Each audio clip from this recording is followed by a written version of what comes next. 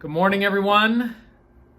This is day 25 of the vlog, and our family is on day 69 of distancing physically, ever since I returned from my trip to Haiti on the 9th of March. Today's daily prayer for peace country is the United Kingdom.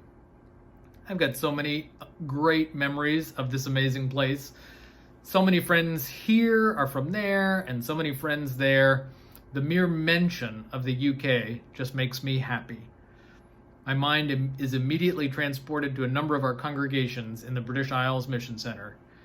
Yes, there's the remarkable Enfield Church in an urban locale north of London with so much history, descendants of Arthur Oakman, and a space that is shared between a more Anglo group and a group of Congolese descent. Talk of the UK, and I remember the great retreat center Community of Christ has, the wonderful big old house called Dunfield House. Tiona and I got to spend a magical week there for family camp in 2018. Thanks to the internet and social media, I still get to feel connected with these places and people. Just 2 days ago, I was able to attend a wonderful interfaith event at the Leicester congregation in recognition of Conscientious Objector Day. It was an event that remembered F. Henry Edwards and his story as a conscientious objector during World War I. Today, you're invited to pray for peace. And I've started putting a link to the daily prayer for peace each day in the description, thanks to my friend Stacy in Mexico City for the suggestion that we do that every day. Today, I also invite you to remember the United Kingdom with us, and to remember that there's a world out there. Tiona has another book recommendation ready for us. In introducing today's book, and as Tiona sat down to talk to me about it, they gleefully said that it'll be a Canadian Poetry Day today. The book is called Alligator Pie. It's by Dennis Lee with illustrations by Frank Neufeld, and was originally published in 1974 by Macmillan Publishers. Tiona says, alligator pie, if I don't get some, I think I'm gonna die. Give away the green grass, give away the sky, but don't give away my alligator pie. Tiona says, it's weird that I like this book because the title is Alligator Pie, and I'm vegan. But it's full of lots of really good and funny poems. From the title, you might think that it's a really weird cookbook, but it's not. It's a very good Canadian poetry book. There's Billy Batter, what's the matter? How come you're so sad? I lost my cat in the laundromat, and a dragon ran off with my dad. And when they bring me a plate full of stuff that I hate, like spinach and turnips and guck, I sit very straight and I look at the plate and I quietly say to it, yuck. There's a poem, says Tiona, about William Lyon Mackenzie King. Tiona giggles, flipping through the book. This one's good. That one's really funny. Tiona says, Dad says it's a classic. Indeed. Check it out. I had this one when I was a kid.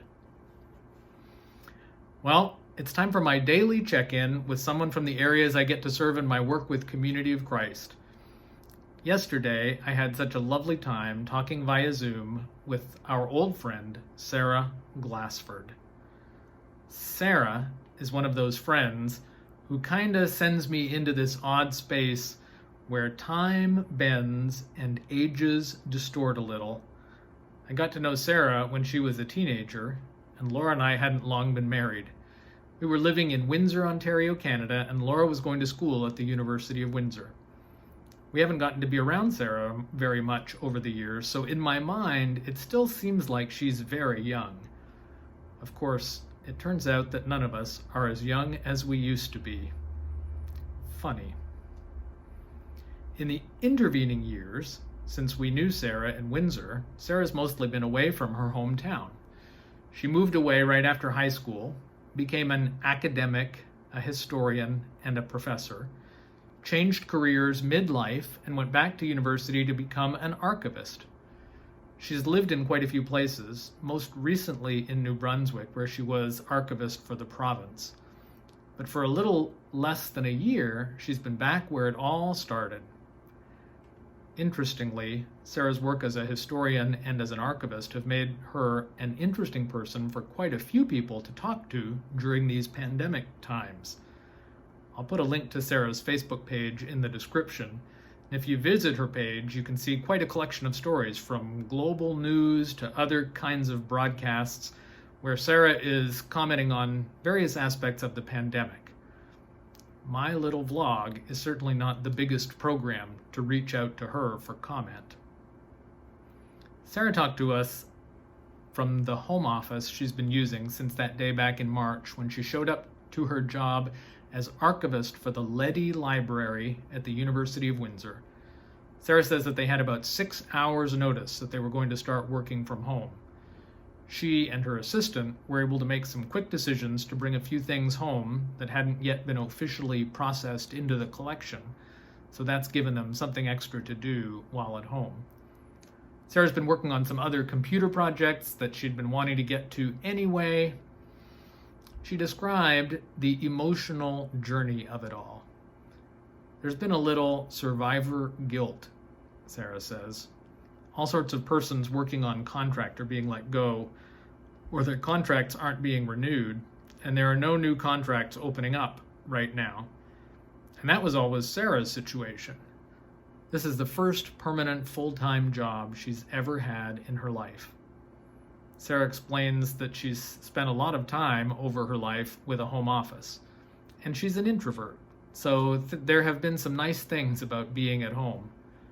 The first couple of weeks, in fact, everyone, she guesses, was kinda in shock.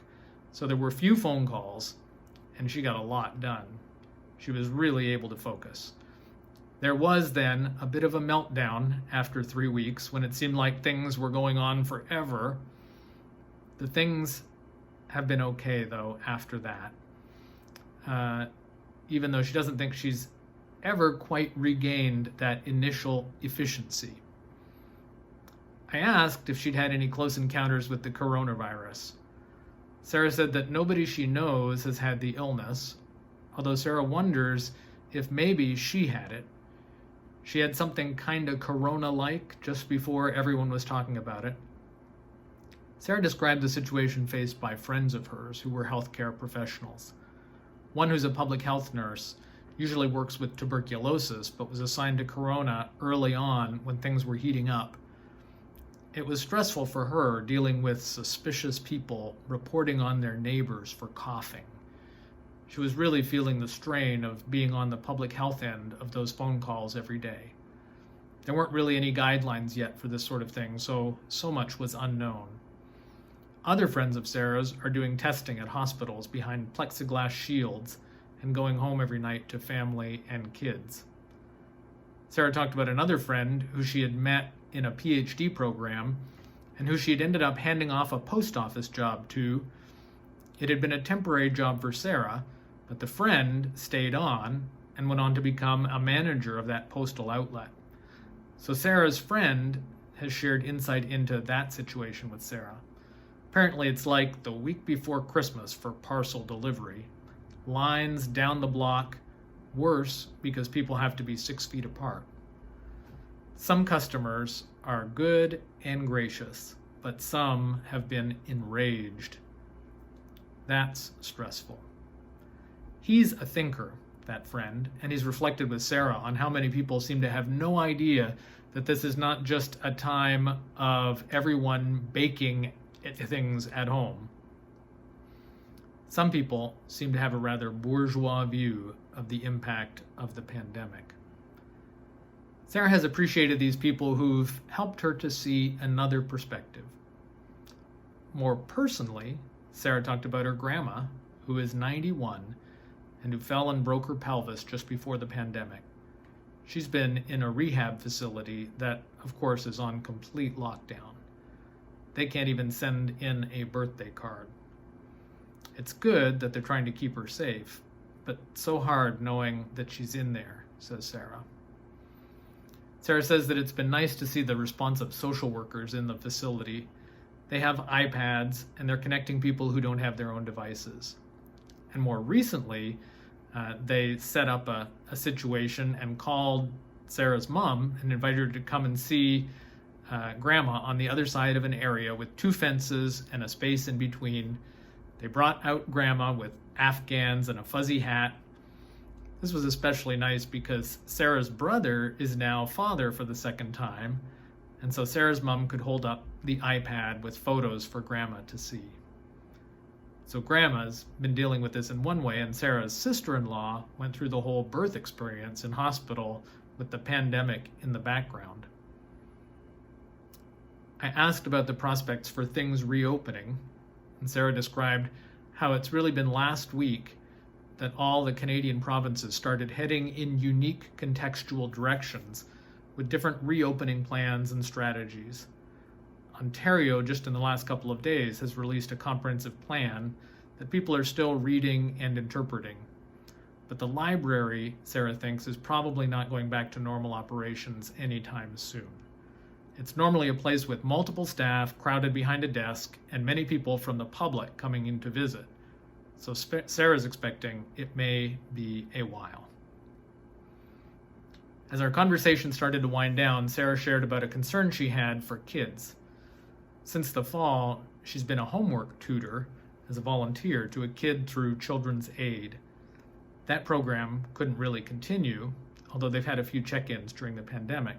But Sarah shared that the Children's Aid worker was telling her that they're getting fewer reports of kids with problems. Of course, there aren't fewer cases. That just means that the kids aren't in school, so teachers aren't noticing that kids are in trouble or needing intervention. Reports of domestic violence are up, but adults can still pick up the phone and make a complaint. But kids, not so much. They depend on the adults watching over them and caring. We ended up our call with Sarah talking about her walks in the neighborhood where she lives. She's near the university and not far from the river. Walking every day has allowed her to watch spring unfurl. This also brought back memories for me because this is the same area that Laura and I lived in when we were living in Windsor, just south of Detroit, on the Detroit River. I'm so glad that we got to visit with Sarah. Okay, it's about time for our big daily announcement. Da da da da da da da da da da da da da da da da da. Now in this moment, now in this day, but the question is, what day is today? Wait for it. Today is Sunday. Yay, Sunday! Yay, Sunday. Okay, everyone, I am not going to keep you much longer than that. I'm hoping to be back again tomorrow with another What Day Is Today video blog. Again tomorrow, I'll remind you of the daily prayer for peace country of the day. Tiona, you going to have another book recommendation? Yep. Tiona's going to have another book recommendation. And I'm looking forward to reporting on another check-in with another person to update you on how they're doing. By the way, Community of Christ launched a new video series on IGTV, but you can see it on Facebook or YouTube too. The first video dropped yesterday with the idea that the series of videos will accompany a companion series of articles in the Herald. The series is called Toward the Peaceful One. Toward the Peaceful One. And Matt Frizzell introduces us to the guiding question in his kickoff video. It's a fun video with Matt walking outside and talking while inviting us into some very deep thinking on profound questions. Plus, he mentions Star Wars, Harry Potter, and the Hunger Games. So, do check that out. I'll put a link in the description. Okay, I'm signing off for now from my home in Independence, Missouri. Please, until tomorrow, remember to breathe.